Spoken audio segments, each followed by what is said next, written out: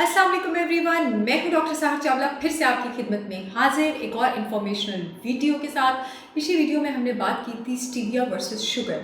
Because I have decided कि since sugar is bad, sugar is synonymous to poison, तो I will make sure that everybody in Pakistan, rather everybody in Asia and someday around the globe starts hating sugar as much as I do for all the right reasons. अब बात यह है कि जब भी हम healthy lifestyle की बात करते हैं, एक्सरसाइज की बात करते हैं, क्लीन ईटिंग की बात करते हैं, तो हम अपनी ज़िंदगी से, जिन लोगों ने थोड़ा बहुत नॉलेज लिया होता है, सबसे पहले बगैर शुगर के कॉन्सेप्ट को समझे ब्रेड को निकाल देते हैं अपनी ज़िंदगी से। जी हाँ, वाइट डबल रोटी और वाइट ब्रेड जो है वो आपके लिए अच्छी नहीं है। वो आपके पास रिफाइंड फ्लावर से बनी होती है। रिफाइंड फ्लावर का मतलब है कि उसको पॉलिश करके और उसको रिफाइन करके जिस प्रोसेस से गुजारा होता है, उसमें से वो सारी बेनिफिशियल लेयर्स जो हैं गंदम की निकाल दी जाती हैं, जिसमें असल में विटामिन्स और मिनरल्स और गुड प्रोटीन और फैट आपके पास मौजूद था। लेकिन ब्रेड बुरी चीज़ नहीं है। मैं खुद सुबह नाश्ते में 3 स्लाइस होल व्हीट ब्रेड या मल्टीग्रेन ब्रेड के खाती हूँ या फ्लैक्स सीड ब्रेड के खाती हूँ, क्योंकि हमारे जिस्म को अच्छे वाले कार्बोहाइड्रेट्स, कॉम्प्लेक्स कार्बोहाइड्रेट्स अच्छी नॉन रिफाइंड ब्रेड की सूरत में चाहिए, ताकि हम अपने डाइजेस्टिव सिस्टम को, अपने कोलेस्ट्रॉल को, अपनी इम्यूनिटी को, अपनी एपेटाइट को, यानी एपेटाइट हमें हमारी जो है ज़्यादा देर तक हमें भूख ना लगे, इन सब चीज़ों को हम मेंटेन कर सकें। तो फिर कौन सी ऐसी ब्रेड है जिसको आपको प्रेफर करना चाहिए वो सफ़ेद डबल रोटी की जगह, जिसको आपको बिल्कुल भी नहीं खाना चाहिए? तो 5 टाइप्स ऑफ ब्रेड मैं आपको बताऊंगी, जिनमें से इंशाल्लाह कोई ना कोई तो आपको अवेलेबल हो ही जाएगी। तो सबसे पहले हम बात करते हैं होल व्हीट ब्रेड की। जब मैं होल व्हीट ब्रेड की बात करती हूँ, उसका मतलब है मुकम्मल व्हीट ब्रेड। इसका मतलब है कि ये मेरे पास वो ब्रेड है जिसको पॉलिशिंग और रिफाइन करने के प्रोसेस से नहीं गुजारा गया, जिसमें गंदम की सारी लेयर्स इंटैक्ट हैं। जो आपके पास वाइट ब्रेड होती है, उसमें आपके पास व्हीट की ब्रैन और जर्म लेयर रिमूव कर दी जाती है, और आपके पास ब्रैन, जर्म और एंडोस्पर्म, यही आपके पास व्हीट की लेयर्स होती हैं, जिसमें majority of vitamins, minerals, protein, fat और गुड न्यूट्रिएंट्स मौजूद होते हैं, जो कि आपके डाइजेस्टिव सिस्टम के लिए अच्छे हैं, आपकी इम्यूनिटी के लिए अच्छे हैं, आपकी ब्लड की डिटॉक्सिफिकेशन के लिए अच्छे हैं। तो जब आप ये सब रिमूव कर देते हैं, आप अपने आप को जो है वो ब्रेड की अफादियत से महरूम कर देते हैं। और क्योंकि आपके पास वाइट ब्रेड जो है उसका ग्लाइसेमिक इंडेक्स बहुत हाई होता है, वो रिफाइंड होती है, वो ब्लड में शुगर भी एकदम से रेस करती है। और क्योंकि होल व्हीट ब्रेड में हमारे पास अच्छे वाले फाइबर का अमाउंट जो है वो ज़्यादा होती है, तो ये आपके गट के लिए भी अच्छी है, बैड कोलेस्ट्रॉल को भी रिड्यूस करती है, ब्लड प्रेशर और हार्ट पेशेंट्स के लिए, डायबिटिक्स के लिए, सबके लिए आपके पास बहुत ज़्यादा अच्छी है। दूसरी टाइप ऑफ ब्रेड अगर मिल जाए, ये मेरी फेवरेट है, तो इससे ज़्यादा नायाब तो आपके पास कोई भी नहीं है, स्प्राउटेड ग्रेन ब्रेड।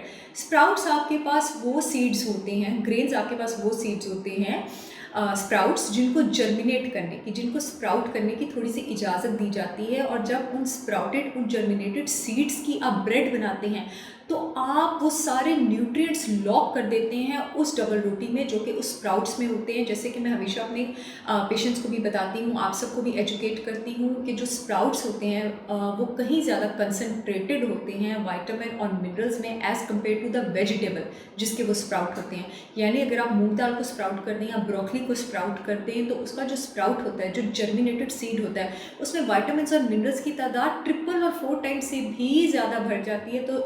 तो सोचें कि जब आप स्प्राउटेड ग्रेन ब्रेड इस्तेमाल करेंगे, तो आप अपने अंदर कितने ज़बरदस्त न्यूट्रिएंट्स लेके जा रहे हैं। आपके पास प्रॉपर रिसर्चेस हैं, स्टडीज़ हैं, जिससे कि साबित होता है कि आपके पास जो फॉलिक एसिड है, विटामिन B9 है, वो स्प्राउटेड ब्रेड में 70% ज़्यादा होता है as compare to the other breads.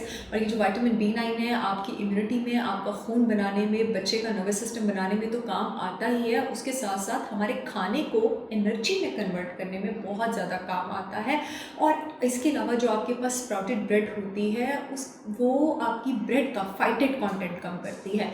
याद रखिए कि मैंने आपको एक बार बताया था कि बादामों को रात को भिगो के खाना इसलिए ज़रूरी है क्योंकि अगर आप उनको भिगोते नहीं, उनका छिलका नहीं उतारते, तो छिलके में फाइटेट्स होते हैं। फाइटेट्स आपके जिस्म में न्यूट्रिएंट्स की जो एब्जॉर्प्शन है उसको स्लो करते हैं, उसको कम करते हैं, विटामिन्स और मिनरल्स की एब्जॉर्प्शन को। तो ये बहुत सारे आपके पास खानों में और ग्रेन्स में मौजूद होते हैं। जो आपके पास स्प्राउटेड ब्रेड होती है, उसका फाइटेड कंटेंट बहुत कम होता है, वो खुद भी अच्छा एब्जॉर्ब होता है और दूसरे खाने को भी आपके पास बेटर एब्जॉर्ब होने देता है। इसके साथ साथ हमारे पास जो स्प्राउटेड ब्रेड होती है उसकी एक और बहुत अच्छी खासियत ये है कि वो आपके पास जो ग्रेन की स्टार्च होती है उसको ब्रेक डाउन कर देती है, तो इसका ग्लाइसेमिक इंडेक्स लो होता है। ये ब्लड में शुगर आहिस्ता आहिस्ता रेस करती है, उसको सस्टेन भी ज़्यादा देर तक रखती है। डायबिटिक्स के लिए भी बहुत ज़्यादा अच्छी है, वेट लॉस वालों के लिए भी बहुत ज़्यादा अच्छी है, और जिनको कोलेस्ट्रॉल का प्रॉब्लम है सबके लिए ही ये आपके पास बहुत ज़्यादा अच्छी है। तो स्प्राउटेड ब्रेड जो है वो आप यूज़ करें, it is amazing for you unless and until आपको कोई एलर्जी नहीं है स्प्राउट से। तीसरी टाइप ऑफ ब्रेड जो है मैं आपको बताने जा रही हूँ वो भी सीड से एसोसिएटेड है। आपके पास फ्लैक्स सीड ब्रेड है। सीड्स पर मैं एक दो बार बात कर चुकी हूँ, इंशाल्लाह बहुत जल्द सारे टाइप के बेनिफिशियल सीड्स पर भी वीडियो बनाऊंगी। Flax seeds are one of the seeds they have taken the health industry by storm. जो आपके पास फ्लैक्स सीड्स होते हैं दे आर वेरी न्यूट्रिशियस, और इसमें आपके पास अल्फा लिनोलेनिक एसिड यानी आपके पास जो ओमेगा 3 फैटी एसिड्स हैं, एसेंशियल फैटी एसिड्स हैं, जो आपके हार्ट के लिए, आइज़ के लिए, ब्रेन के लिए, कोलेस्ट्रॉल के लिए, ब्लड प्रेशर के लिए, ब्लड शुगर रेगुलेशन के लिए, इन सब चीज़ों के लिए ज़बरदस्त हैं, एक ब्लेसिंग है। वो इसमें अबंडेंट तरीके से मौजूद होते हैं। एंटीऑक्सीडेंट्स आपके पास फ्लैक्स सीड्स में मौजूद होते हैं जिनका नाम होता है लिग्निन्स। ये एंटीऑक्सीडेंट्स बॉडी में बहुत सारी डिजीज़ कंडीशन को तो रोकते ही हैं, साथ साथ लिग्निन्स आपके पास, मैंने अपनी पीसीओएस की वीडियो में बताया था, फाइटोएस्ट्रोजेंस भी होते हैं। उन बच्चियों को जिनको पीसीओएस का प्रॉब्लम है, जिनके एस्ट्रोजन प्रोजेस्टेरॉन रेशियोज डिस्टर्ब हैं, पीरियड्स डिस्टर्ब हैं, हिर्सुटिज्म का प्रॉब्लम है, ये उनकी बॉडी से फॉल्स और bad estrogen, bad female hormone को फ्लश आउट कर जीनोएस्ट्रोजेंस को फ्लश आउट करते हैं, और गुड फीमेल हार्मोन्स को, फाइटोएस्ट्रोजेंस को बूस्ट करते हैं। तो ये उनके लिए भी बहुत ज़्यादा अच्छे हैं। ग्लाइसेमिक इंडेक्स पे तो ये आपके पास लो है ही, पेट ज़्यादा देर तक भरा रहता है। डायबिटिक्स और कोलेस्ट्रॉल के पेशेंट्स के लिए भी बहुत ज़्यादा अच्छे हैं।